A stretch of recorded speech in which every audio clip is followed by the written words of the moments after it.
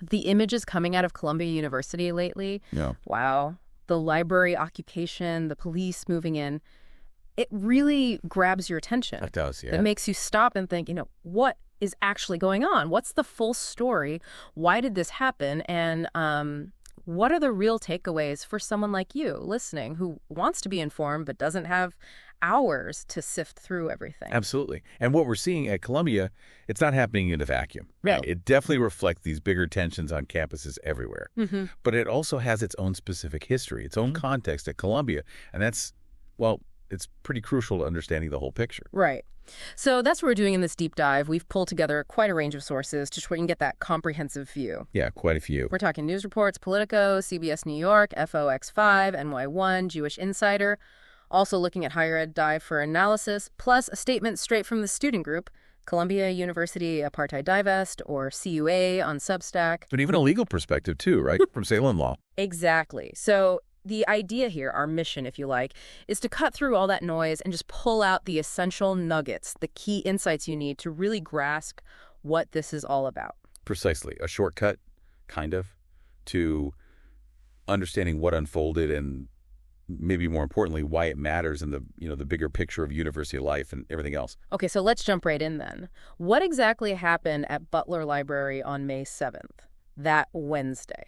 Okay, so on that day, a pretty large group of people, reports say over 100, many with masks, keffiyehs, they went into the main reading room at Butler. Inside the library itself. Inside the library. They were chanting slogans, supporting Palestine, banging drums, apparently, hanging up banners. And they also sort of declared the library renamed. The Basel Al-Araj Popular University. He was a Palestinian writer who was killed in 2017. Okay. And it sounds like it wasn't just a peaceful sit-in then. There was some confrontation. Well, the reports do mention 2 university public safety officers being injured. It Right. sounds like during a surge when people were trying to get into the library. Yes. And Acting President Claire Shipman, she specifically pointed to those injuries, plus the sheer number of people, the attempts to force entry, and importantly, the fact that there were people there not affiliated with Columbia. Outsiders? Right. That's why she said she made the call to bring in the NYPD. And this was after, apparently, the protesters refused multiple times to identify themselves or to leave. And the NYPD response, that was pretty substantial from the footage we saw. Oh, yeah. At least 75, maybe over 80 people arrested in the end, some inside the library, some outside. No. And you had Mayor Adams, Governor Hochul, both coming out pretty quickly to back the NYPD. They condemned the protesters' actions, used words like lawlessness, violence, vandalism, property destruction. Strong words. Very. And even Secretary of State Marco Rubio weighed in, saying his office would review the visa status of anyone involved, calling them pro-Hamas thugs. Okay, really strong reactions across the political spectrum there. So let's pivot to the protesters. What were they actually asking for? What were the main demands from this group, CU8? CU8 laid them out pretty clearly on their Substack. The main goal is getting Columbia University to divest financially. Divest, meaning pull investments from. From companies or institutions they believe support what they call Zionist occupation, apartheid, and genocide. So pulling money out of anything they see as backing Israeli policies they oppose. Got it. They also want an academic boycott of institutions they see as complicit. And they specifically named ending Columbia's Global Center in Tel Aviv. An academic boycott, so refusing collaboration, things like that. Exactly. Not participating in events, joint research, that kind of thing, with specific Israeli academic institutions. So for them, Columbia's money and academic links are directly supporting something they strongly oppose. Precisely. Their statement said the occupation was deliberately aimed at disrupting Columbia's, quote, profits and legitimacy, because they see the university as funding imperialist violence. And they included a pretty stark warning, too, something like, repression breeds resistance. If Columbia escalates repression, the people will continue to escalate disruptions. So a direct challenge. Definitely. And it's worth noting, too, their Instagram page reportedly got banned around this time. Meta said it violated policies against promoting violence. Right. Okay. So it's clear the university saw things very, very differently. How did Columbia officially respond to the occupation itself? Well, Acting President Shipman put out a statement. She called the injuries to the officers outrageous and the damage to the library disturbing. Damage and defacement, yeah. Yes. She really emphasized that violence and vandalism have no place on campus and repeated the university's line about not tolerating anti-Semitism, harassment, or discrimination. And we should remember, this whole situation isn't happening in a vacuum for Columbia itself. The university's been under some pretty serious external pressure recently, hasn't it? Financially, politically. Oh, absolutely. That's a huge piece of context. Columbia's been dealing with major financial headwinds, specifically a massive $400 million cut in federal funding from the Trump administration. $400 million. That's huge. It's enormous. And it wasn't just a budget issue. It was explicitly linked to the administration's concerns about how Columbia was handling anti-Israel activity on campus. Yeah. It was, a powerful lever. And that had real consequences, right? Layoffs. Yes. As a direct result of those funding cuts, Columbia had to announce nearly 180 staff layoffs. So real impact on people's jobs. Oh, okay. So that pressure was already there. And Columbia had actually made policy changes before this library incident trying to address those concerns. They had. Back in March 2025, so just a couple months before this, Columbia rolled out some pretty sweeping new policies. These like banning masks during protests, requiring people to show ID if asked by officials. Right, the identification thing. Yeah. And they also hired new public safety officers who actually have the power to make arrests on campus. These were clearly moves trying to satisfy the demands coming from the administration. So the political fallout extends way beyond just campus statements then. We heard Rubio's comments, but what other political reactions were highlighted in the sources? Well, Representative Elise Stefanik, she basically used the protest to say, see, Trump was right.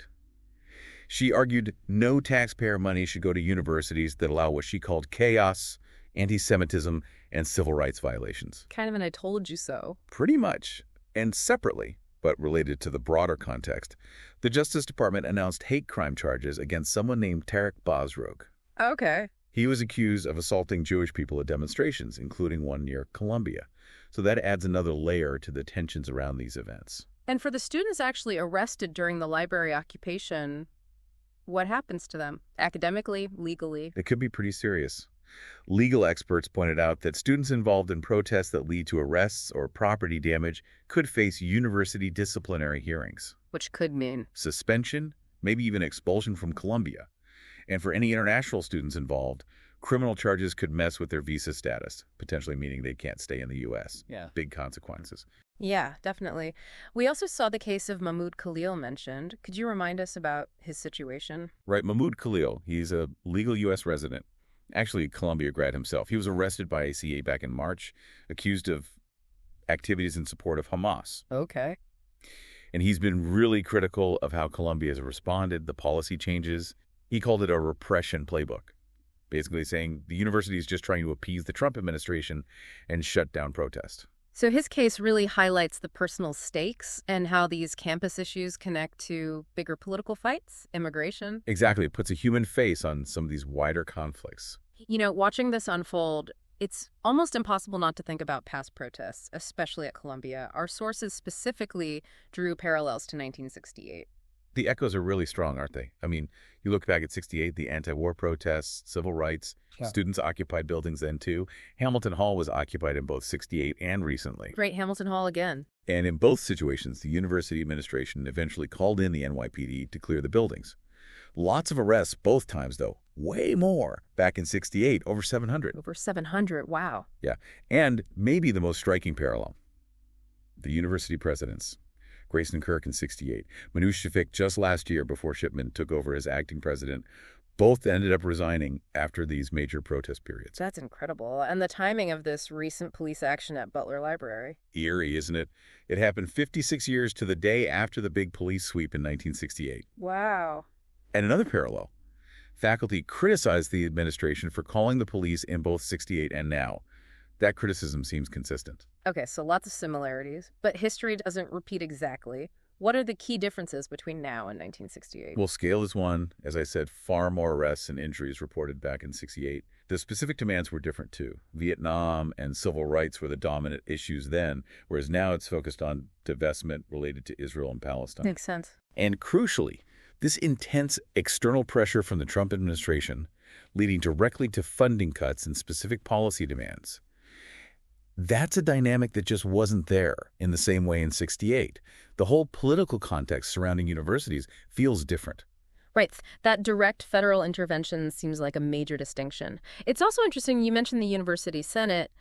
How did that play out differently this time? That's a really important point. So after '68, one outcome was the creation of the University Senate, meant to give faculty and students more say in governance. Okay. But this time around, the University Senate actually reportedly voted against bringing the NYPD onto campus just before the library incident. So they advised against it. Yes, but the administration went ahead anyway. It suggests maybe a different internal power dynamic compared to '68, or at least a visible disagreement between the Senate and the administration that wasn't ultimately decisive. Interesting. So looking ahead now, beyond these specific events, what are the experts saying? What are the sort of longer-term implications we should be thinking about? Well, there's a pretty broad consensus, or expectation at least, that campus activism isn't going away. The conflict in Gaza continues, and we have a presidential election coming up, which always seems to dial up the political temperature on campuses. Yes, sure. We saw Zach Greenberg from FIRE, the Foundation for Individual Rights and Expression, argue that Columbia, historically, hasn't been great on free speech issues. Yeah. He felt the university actually violated student rights in how it handled things recently. Okay, so criticism on free speech grounds. What about advice for universities trying to manage this kind of thing? John Thielen, he's a professor emeritus focused on higher education. His advice is pretty pragmatic. Establish clear rules for protests beforehand, enforce them consistently, and importantly, maintain open, transparent dialogue with everyone on campus. So clear policies, consistent enforcement, communication. Basically, yeah. Because the core challenge for Columbia, and really any university, is that balancing act, right?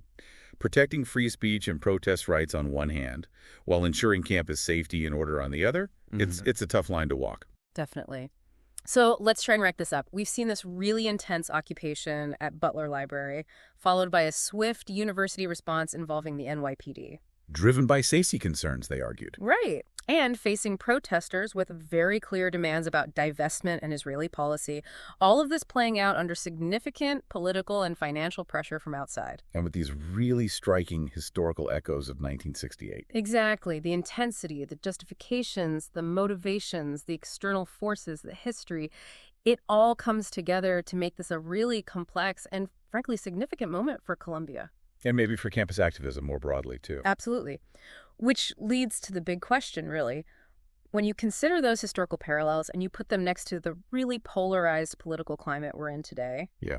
what does this whole situation at Columbia tell us about that constant tension, between student activism, university power, and those external political forces trying to shape higher education? And maybe even more pointedly, how might what just happened influence what campus protests look like in the future and how universities decide to respond? It's definitely something to mull over.